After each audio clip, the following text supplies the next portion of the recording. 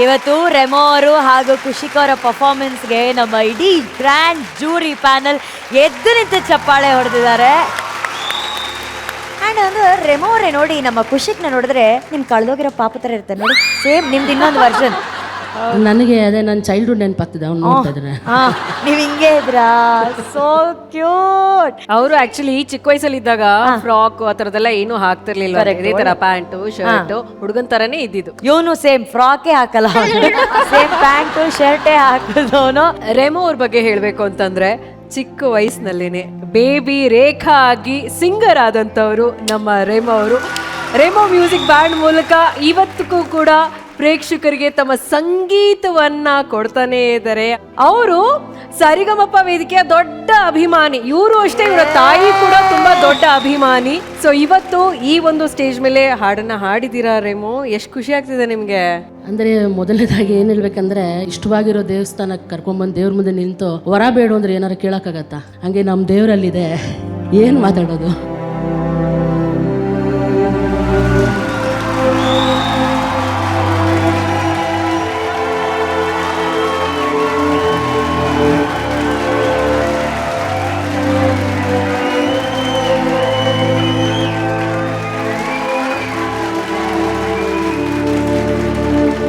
Actually ಖುಷಿಗೆ ಥರನೇ ಆಗ್ಬಿಟ್ಟಿದ್ದೀನಿ. ಯಾಕಂದರೆ ಸರ್ ಮುಂದೆ ಹಿಂಗಿದ್ದಾಗೆ ಹಾಡ್ತಾ ಇದ್ದಿದ್ದು, ಸರ್ ಹಾಡಿಸ್ತಾ ಇದ್ದಿದ್ದು. ಎಲ್ಲ ಮಕ್ಕಳು ಇರೋರು ಹೆದರ್ಕೊಳ್ಳೋರು ಸರ್ ಹತ್ರ ಹೋಗೋಕ್ಕೆ, ನಾನು ಮಾತ್ರ ಧೈರ್ಯವಾಗಿ ಹೋಗ್ತಾ ಇದ್ದೆ. ಸೊ ಸರ್ ಮುಂದೆ ಮಾತಾಡೋಕ್ಕೆ ಮಾತು ಬರ್ತಾಯಿಲ್ಲ. ಫಸ್ಟ್ ಆಫ್ ಆಲ್ ಇದೊಂದು ದೊಡ್ಡ ಆಸ್ಥಾನ, ಎಲ್ಲ ಮಹಾನ್ ವಿದ್ವಾಂಸರೇ ಇದ್ದಾರೆ. ನಾನು ಹೇಳಿದೆ ಒಂದು ಹಾಡು ಬರ್ಕೊಂಬರೋಣ ಅಂದರೆ ಅವ್ರ ಮುಂದೆ ನಾವೇನು ಬರೆಯೋದು, ಕಂಪೋಸ್ ಮಾಡೋಣ ಅಂದರೆ ಅವ್ರ ಮುಂದೆ ನಾವೇನು ಕಂಪೋಸ್ ಮಾಡೋದು, ಹಾಡೋಣ ಅಂದರೆ ಎಲ್ಲರ ಮುಂದೆ ನಾವೇನು ಹಾಡೋದು. ಸೊ ಮಾತಾಡೋಣ ಅಂದರೆ ನಿಮ್ಗಳ ಮುಂದೆ ಏನು ಮಾತಾಡೋದು ಅಂದರೆ ನೋಡಿ, ವಿದ್ವಾಂಸರು ನಿಜವಾಗ್ಲೂ ಗಂಧರ್ವರ ಮಧ್ಯೆ ಇದ್ದಂಗೆ ಅನಿಸ್ತಾ ಇದೆ ನನಗೆ. ಎಲ್ಲ ನನ್ನ ಸ್ನೇಹಿತರು ನಮ್ಮದೇ ಏನೋ ಒಂದು ವಿಶೇಷವಾದ ಕಾರ್ಯಕ್ರಮಕ್ಕೆ ಬಂದಂಗೆ, ಅಂದರೆ ಒಂದು ಯಾವುದೋ ಅಕೇಶನ್ಗೆ ಬಂದಂಗಿದೆ ನನಗೆ. I am very happy and proud to be here. Saregamapa ವೇದಿಕೆ ಅನ್ನೋದು ನೋಡಿ, ಇವಾಗಲೂ ಆ ವೈಬ್ರೇಷನ್ ಇದೆ ಇಲ್ಲಿ. ಸೊ ಎಷ್ಟೋ ಜನದ ಕನಸು, ಅಲ್ಲಿ ಬಂದು ಹಾಡೋದು ನಿಜವಾಗ್ಲೂ ತುಂಬ ತುಂಬ ದೊಡ್ಡ ವಿಷಯ ಅದು. Thank you so much for that opportunity. Rachu ಅವರೇ, ಹೇಗಿತ್ತು ಇವರಿಬ್ಬರ ಪರ್ಫಾರ್ಮೆನ್ಸ್? ಖುಷಿಕ್ ಹಂಗಂದ್ರೆ ಅರ್ಥ ಏನು? ಸಾರಿ, ಖುಷಿಗೆ ಒಂದು ಕಿಕ್ ಕೊಡೋನ್ ಖುಷಿಕ್. ಆಹಾ, ಏಯ್ ಸಖತ್ತಾಗಿದೆ ಇದು ಹೆಸರು. ಹೇ, ಅವ್ರಿಗೇನು ಒಂದು ಬರ್ದಿಲ್ವೇನೋ ಕವಿತೆ? ಬರ್ದೇ ಇರ್ತೀಯ ನೀನು? ಬರ್ದಿದ್ದೀನಿ. ಹೇಳಪ್ಪ, ಹೇಳು, ಕೇಳಿಸ್ಕೊಳ್ಳಿ ರಚ್ಚು. ಹಾ, ಇವರು ಸ್ಯಾಂಡಲ್ವುಡ್ನ ನೇಮೇ ಫೇಮು. ಇವರು ಸ್ಯಾಂಡಲ್ವುಡ್ನ ನೇಮೇ ಫೇಮು. ಮುಂದಕ್ಕೆ ಹೇಳು. ಸ್ಯಾಂಡಲ್ವುಡ್ ನಲ್ಲಿ ಇವರ ನೇಮೇ ಫೇಮು, ಹಂಗೆ ಹೇಳ್ಬೇಕು. ಏ ಏನಾಗಲ್ಲ, ತಪ್ಪು ಹೇಳಿದ್ರು ಕರೆಕ್ಟ್ ಆಯ್ತದ ಹೇಳೋದು. ನೀವೇ ಗುರುಗಳ ಇವತ್ತು? ಓ, ಸ್ಯಾಂಡಲ್ವುಡ್ನಲ್ಲಿ ಇವರ ನೇಮೇ ಫೇಮು. ಶಬಾಷ್. ಸ್ಯಾಂಡಲ್ವುಡ್ನಲ್ಲಿ ಇವರ ನೇಮೇ ಫೇಮು.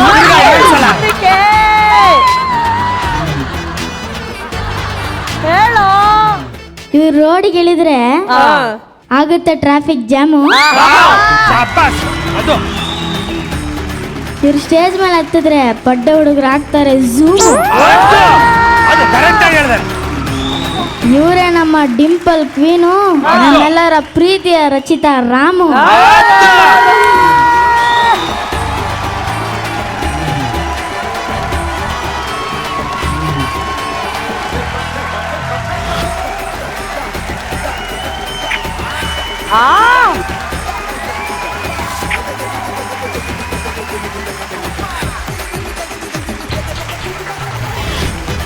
ಬರೇಲಿ, ನಿಜ ಹೇಳು, ಇದನ್ನ ನಿಮ್ಮ ಅಪ್ಪ ಹೇಳ್ಕೊಟ್ರ ನೀನೇ ಹೇಳಿದ್ದ?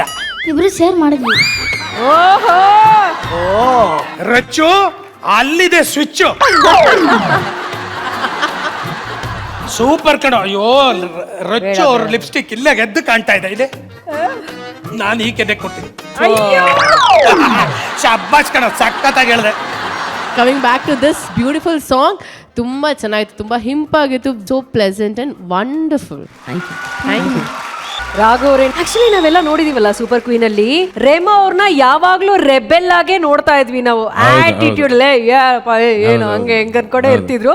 ಬಟ್ ಇವತ್ತು ನೋಡಿ ಮಹಾಗುರುಗಳ ಸನ್ನಿಧಾನದಲ್ಲಿ ಎಷ್ಟು ವಿನಯಪೂರ್ವಕವಾಗಿ ನಿಂತ್ಕೊಂಡಿದ್ದಾರೆ. ತಲೆ ಅವರೇ ಒಂದು ಮಗು ಆಗ್ಬಿಟ್ಟಿದ್ದಾರೆ. ಹೇಳಿದ್ರಲ್ಲ ಅಲ್ಲೆಲ್ಲ ಹುಡುಗರನ್ನ ನೋಡಿದಾಗ ನನಗೆ ಅದೇ ನೆನಪಾಗೋಯ್ತು, ನಾನು ಆ ಥರ ಇದ್ದಾಗ ಹಾಡ್ಸಿದ್ರು ಅಂತ. ಅಂದರೆ ನಾನು ಹುಟ್ಟಿದಾಗಿಂದ ಕೇಳ್ಕೊಂಡು ಬೆಳೆದಿರೋದೇ ಅವ್ರ ಹಾಡಿಂದ.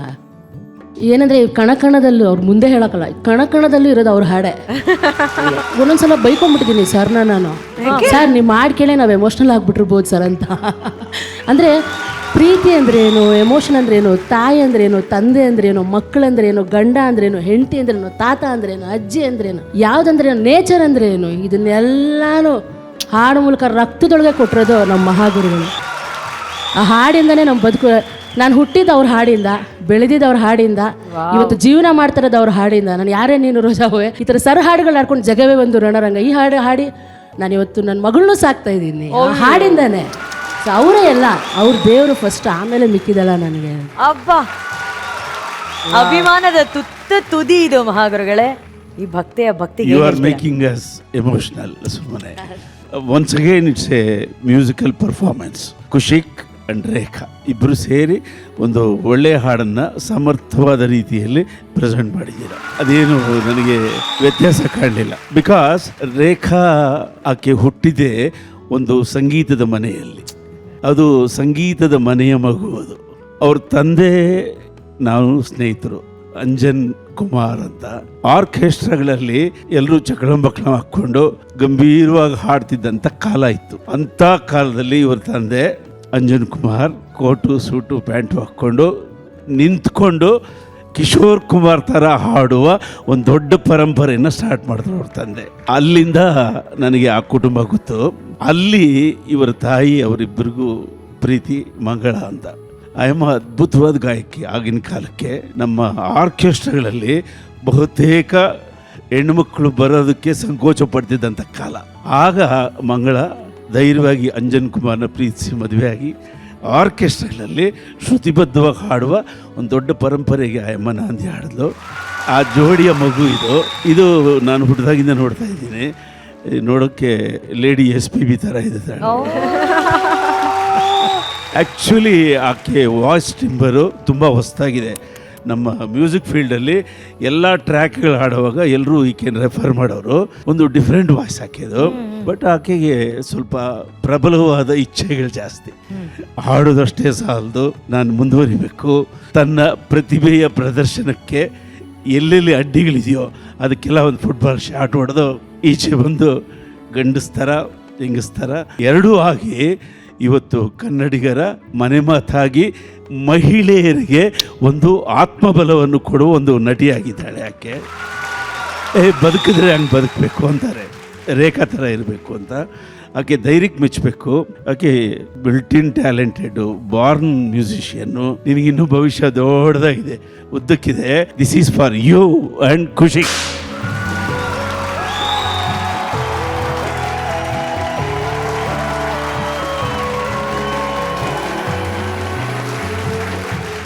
Sari ga ma pa pa sa sa pa pa, sari ga ma pa